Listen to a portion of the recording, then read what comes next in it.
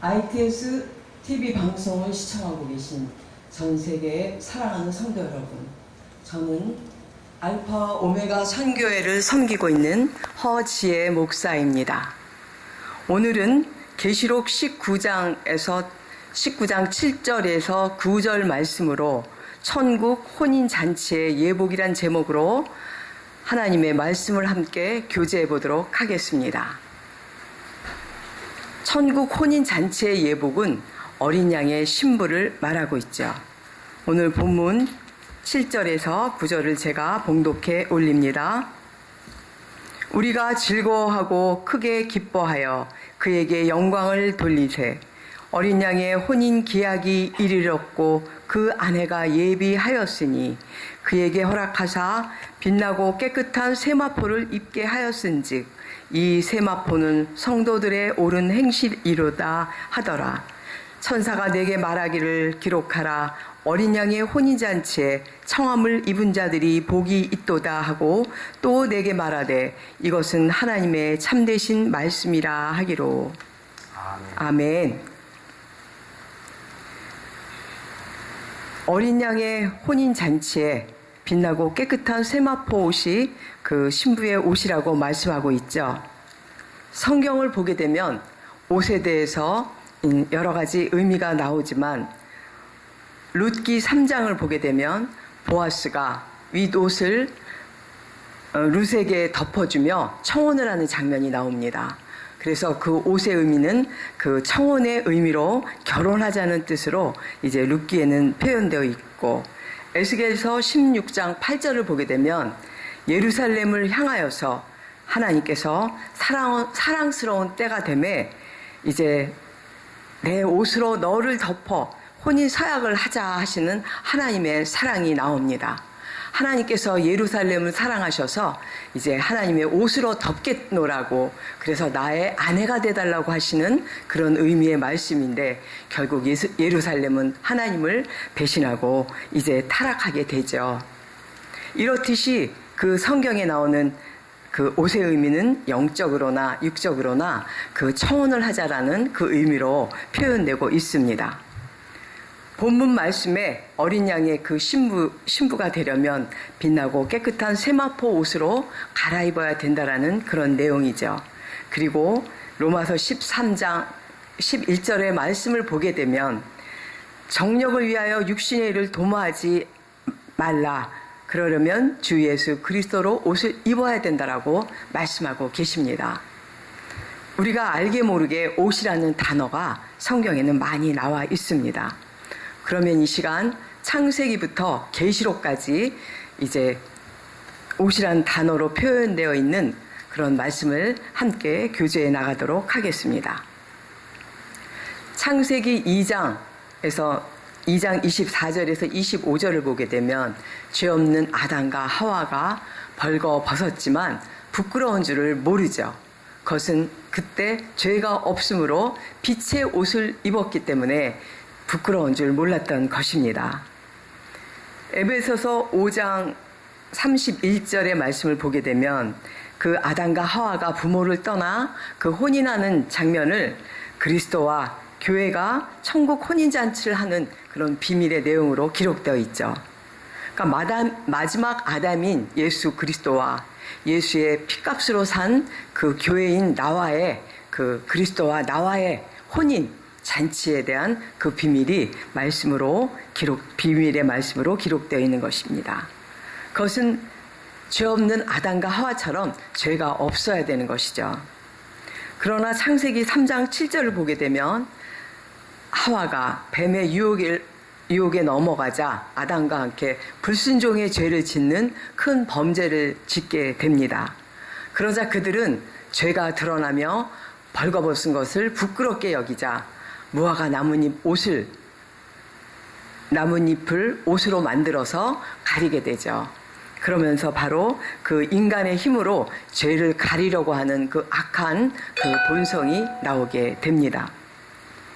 이사야서 64장 6절 말씀을 보게 되면 우리 죄의 쇠폐함이 잎사귀와 같다고 했죠. 그래서 우리는 말라 없어지면 그 죄가 드러나는 그런 잎사귀와 같은 것으로 그 가리고 있는 그런 의의 더러운 옷을 입고 있다라고 이사야 선지자가 말하고 있는데, 그것이 바로 그 아담과 하와가 입었던 무화과 나뭇잎 옷을 이제 비유하면서 말씀하고 있는 것입니다. 그 죄는 시간이 갈수록 이제 다 드러날 수밖에 없는 것이죠. 또 창세기 3장 22절을 보게 되면 무화과 나뭇잎 옷을 입은 아담과 하와를 하나님께서는 가죽옷으로 갈아입히십니다. 그 가죽옷의 의미는 피의 제사를 이제 예표하고 있는 것이며, 그 십자가 사건을 이미 이제 구속 사역에 대한 그 의미를 이미 하나님께서 예표하고 계신 것이죠. 가죽옷은 죄의 모양을 말하고 있습니다. 하나님께서는 죄의 모양인 가죽옷을 입혀서 셋째 하늘에서 첫째 하늘로 쫓겨내며 지성소에서 마당뜰로 아담과 하와가 쫓겨나는 그런 장면이 기록되어 있습니다. 하나님께서는 죄의 모양인 그 가죽옷을 입고 나가서 다시 너희가 빛나고 깨끗한 세마포 옷으로 갈아입고 다시 나에게 돌아오라고 하면서 하나님께서 아담과 하와를 내쫓으시지만 이제 예수 그리스도를 보내셔서 예수 그리스도의 은혜로 너희가 다시 빛나고 깨끗한 세마포 옷을 입고 다시 돌아오라고 하는 것이 성경의 전체적인 내용입니다. 우리의 죄는 성경에 보면 130여 가지가 기록되어 있습니다. 이 죄에 한 사람도 속하지 않은 자가 없죠. 하지만 하나님께서는 가죽옷을 입히시면서 너희가 예수를 믿는 그 순간에 칭의함을 주겠다라고 그것을 언약하시는 의미입니다. 그러므로 우리가 예수님을 믿는 그 순간에는 우리가 칭의함을 받게 되죠. 하지만 완전히 우리가 의의 옷을 입는 것은 아닙니다. 이사야서 61장을 보게 되면 죄에 빠져 있는 그런 죄인들에게 하나님께서는 이제 메시아가 와서 너희의 죄를 대속할 것이고 너희를 죄에서 회복하여 이제 너희에게 구원의 옷을 입게 할 것이라고 이제 말씀하고 계시죠. 예레미야서 2장 22절을 보게 되면 우리의 그 죄들은 아무리 잿물이나 그 허다한 수많은 비누로 빨아도 그 죄는 벗겨지지 않는다고 했습니다. 우리의 죄를 벗길 수 있는 것은 오직 그리스도의 보혈의 피로 우리가 구원의 옷을 입게 되며, 또한 우리가 말씀으로 의의 옷을 갈아입을 때만이 우리는 완전히 죄에서 해방된다는 것이죠. 이제 출애굽기의 25장에서 40장을 보게 되면 하나님께서 모세를 부르셔서 성막과 대제사장의 옷을 설계 도면을 주시면서 직접 만들게 하십니다.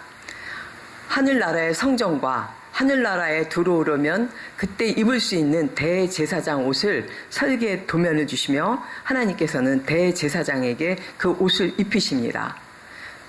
그 옷을 보게 되면 출애굽기 28장에 자세히 기록되어 있는데, 가슴에 판결 흥패에 12가지 보석이 박히게 되죠. 그리고 그 12가지 보석 뒷면에는 우림과 둠림의 그 선을 알리는 흰 돌과 죄를 상징하는 검은 돌이 2개가 들어있는 그런 옷을 이제 입히시며, 하나님 만날 때 대제사장이 1년에 한 번 그 옷을 입게 됩니다. 그 옷이 바로 우리가 천국에서 하나님을 만날 때 입는 그 천국 혼인잔치의 예복을 예표한 것이죠. 그러면서 하나님께서는 이렇게 너희가 나를 만나려면 빛의 옷을 입고 와야 된다는 것을 구약에서 이제 대제사장 옷을 통해서 예표로 알려주고 계신 것입니다. 이제 신약에 와서 마태복음과 마가복음과 누가복음 이제 공간복음을 보게 되면 변화산 사건이 나오게 됩니다. 사랑하는 제자들을 데리고 예수님께서 변화산에 올라가셔서 예수님께서 천국 보좌에 앉으신 모습으로 잠시 변화가 되죠. 그때 예수님의 옷은 너무나 빛나고 너무나 빛이 나서 눈이 부실 정도로 해보다 더 희게 변했다라고 기록되어 있습니다. 그것이 바로 천국에서 있는 그 빛의 옷입니다. 예수님께서는 너희도 이렇게 빛의 옷을 입어야만 이제 천국에 갈 수 있다라는 것을 보여주신 것이지만 우매한 제자들은 깨닫지 못하게 되죠. 그러면서 예수 그리스도의 얼굴이 해같이 빛나면서 이제 천국 보좌의 그 빛을 잠깐 보여주십니다. 그리고 사도행전 9장을 보게 되면 9장 3절을 보게 되면 이제 사울이 바울이 되는 그렇게 신분이 바뀌게 되는 그런 말씀이 나오죠. 그때 말씀이신 예수 그리스도께서 빛으로 사울을 찾아가서 3일 동안 눈을 멀게 하시며 3일 동안 육을 죽게 하시면서 영의 사람으로 변화가 돼서 어둠에서 빛으로 나오게 되고 사단 마귀 권세에서 하나님의 권세로 바뀌게 되며 그리고 육에서 영의 사람이 되는, 그래서 죄사함을 받게 되는 사울이 바울이 되는 그런 역사적인 말씀이 기록되어 있습니다. 이때 사도 바울이 3일 동안 눈을 감게 했던 것이 바로 그 빛의 강한 참빛의 빛이 비침으로써 사도 바울인 그 빛을 받고 죄사함을 받으며 이제 영의 사람이 되는 사건이, 영으로 거듭나게 되는 그런 사건이 이제 기록되어 있는데 바로 그때 사도 바울이 빛의 갑옷을 입게 되는 것이죠. 그러면서 사도 바울은 로마서와 에베소서를 통해서 이제 빛의 갑옷을 입어야 된다, 빛의 하나님의 전신 갑주를 입어야 된다라고 기록하고 있습니다. 로마서 13장 11절에서 14절을 보게 되면 이제는 어두움의 일을 벗어 던지고 빛의 갑옷을 입자라고 기록하고 있죠. 그러면서 이제 너희는 주 예수 그리스도로 옷을 갈아입어라, 이렇게 기록하고 있습니다. 에베소서 6장을 보게 되면 우리가 너무나 잘 알고 있는 하나님의 전신갑주에 대해서 나오고 있죠. 구원의 투구, 의의 흉배, 성령, 말씀의 검, 믿음의 방패, 진리의 허리띠, 복음의 신을 신고 너희들은 빛의 갑옷을 입고 이제 영적 전쟁에서 승리하라는 그런 메시지가 나오게 됩니다. 베드로 전서를 보게 되면 1장 22절에서 25절에는 우리가 거듭난 것은 썩어질 것으로 된 것이 아니라고 했죠. 그것은 바로 하나님의 살아계신 말씀으로 된 것이라고 하면서 그 말씀의 옷에 대해서 기록하고 있습니다. 그러므로 우리는 어린 양의 신부의 혼인잔치의 예복과 또 빛의 갑옷과 또 이런 모든 옷들이 바로 말씀의 옷이라는 것을 우리는 깨닫게 됩니다. 이 말씀의 옷으로 갈아입어야만 우리는 영의 사람이 된다는 것이죠. 그리고 이 말씀의 옷으로 전신갑주를 입어야만 우리는 이 세상 신인 사단 마귀의 권세를 이길 수 있다는 것입니다. 우리의 씨름은 혈과 육이 아니지 않습니까? 우리는 정사와 권세와 이 어둠의 세상과 주관자들과 하늘에 있는 악의 영들과 싸우는 것이므로 우리는 이제 이 말씀의 빛의 옷으로 전신 갑주를 입어야 된다고 말씀하고 계십니다. 이제 우리 계시록에 있는 말씀으로 이제 가며 이제 말씀을 마치게 되는데, 계시록 3장을 보게 되면 이제 라오디게아 교회에서 의의 옷을 사서 입으라고 기록하고 있죠. 그 의의 옷이 무엇입니까? 의의 말씀의 옷을 말하고 있는 것이죠. 이 라오디게아 교회는요, 아주 부유했던 그런 도시였는데 이 교회는 두 가지 신을 섬기고 있었다는 것이죠. 두 주인을 섬기고 있는 교회였습니다. 하나는 하나님이 주신 이 말씀을 섬겼던 것이고, 하나는 이 말씀을 세상의 계명, 사람의 계명으로 이제 세상 살아가는, 세상에서 성공하는 그런 말씀으로 세상 살아가는 그런 지침서로 그렇게 변형시켜서 누룩을 잔뜩 섞은 그런 말을 섬기는 그런 거짓 선지자들의 교회였다는 것이죠. 그래서 예수 그리스도께서는 뭐라고 말씀하십니까? 이제 너희는 이 세상에서 살아가는 그런 말로 살 것이 아니라 너희는 이렇게 말씀을 안다고 하지만 너희는 그 벌거벗은 수치를 깨달아야 된다고 예수께서 직접 계시하고 계십니다. 그러므로 말씀으로 부유케 된 의의 신옷을 갈아입어라. 그리고 너희에게 나는 이 안약이 육으로만 보이는 안약이 아니라 이제 영적으로 말씀을 분별해낼 수 있는 그런 영적으로 소경에서 해방되라고 예수 그리스도께서 계시하고 계시죠. 아멘. 그리고 계시록 19장을 보게 되면 이제 어린 양의 혼인 잔치 본문의 말씀이죠. 그래서 이제 신부가 예비되었으니 혼인 잔치에 빛나고 깨끗한 옷을 입고 옷을 입고 이제 어린 양의 혼인 잔치에 준비를 하라고 말씀하고 계신데, 이 어린 양의 혼인 잔치에 그 입을 옷이 바로 이 세마포 옷이 옳은 행실이라고 했습니다. 그렇다면 이 옳은 행실은 무엇입니까? 도덕적이거나 이 세상적으로 윤리적으로 깨끗한 그런 행실을 말하고 있습니까? 우리 주님은 그런 뜻이 아니죠. 우리 주님을 믿음으로써 구원을 얻었다라면 너희가 그리스도의 영으로 변화되려면 그 행함이 일치가 되어야 된다는 것입니다. 그 믿음과 행함이 일치가 되는 것만이 이제 너희가 그 옳은 행실이라고 말씀하고 계시죠. 우리는 그래서 말씀으로 거듭나서 나의 육적 자아가 죽고 영의 사람이 된 자들만 신부가 될 수 있다는 것입니다. 이제 마무리를 하겠습니다. 계시록 22장에서 22장 14절에서 15절을 보게 되면 두루마기를 빠는 자가 복이 있다라고 했습니다.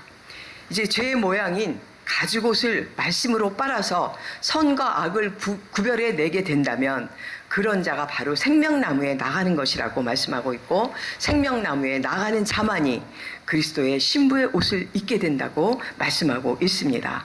그런 자들만이 새하늘과 새 땅에 들어갈 수 있는 어린 양의 신부가 될 수 있다고 말씀하고 계십니다. 감사합니다. 네.